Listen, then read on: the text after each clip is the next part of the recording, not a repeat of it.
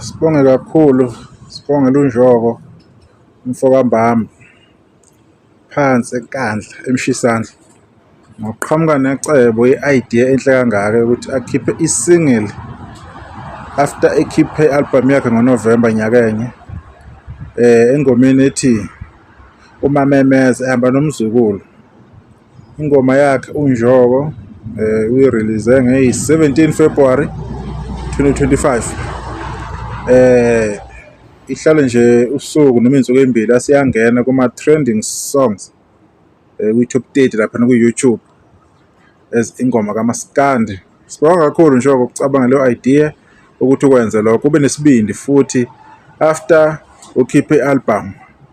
Yebo, i-album khona ngokwama-numbers online ayihambanga ngale ndlela mhlawumbe nade ungafisa ngayo, ayisheshanga kwezinye iy'ndawo ukuthi hhayi yenze ngale ndlela mhlawumbe ubufisa ukuthi ingafinyelela khona.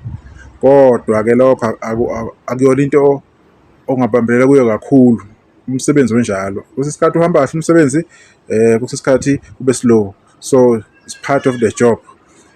Kodwa-ke kulokhu okwenzile warelease lesi single, sibonga kakhulu. Inamandla, imnandi, sezwe nje kuseyiprom ukuthi usebenzile kakhulu.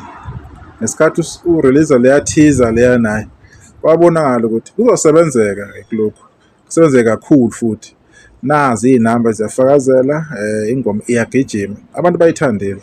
So iyo nto ehlale siyisho kuMaskandi ukuthi angeke ujaje umuntu ngento eyi-one usuthi hhayi wenze kabi la manje akukho sophinde kuhle akwenze. Umuntu unama-moments, kuney'khathi lapho umuntu uthola ukuthi ngaleso sikhathi enza into ethize akusebenzekanga kahle, kodwa hhayi ukuthi engafuni ukukhipha into ekahle.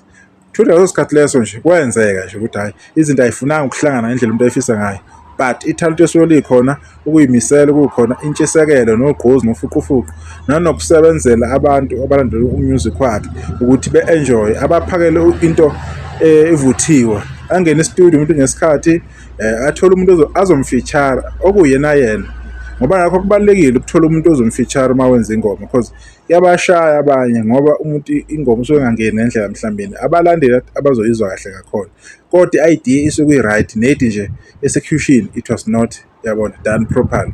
But other than that, wonderful single, well done Njoko, ninomzukulu, ingoma yini imnandi, abantu abaqhubeke be-streaming-ke lapha naku-YouTube isaqhuba kahle. I hope ikhona ku-Spotify nakhona abantu bayidlale. Yizo-ke izinto esifuna ukuyibona kuMaskandi, abantu benze kahle bekhiphe umculo omnandi.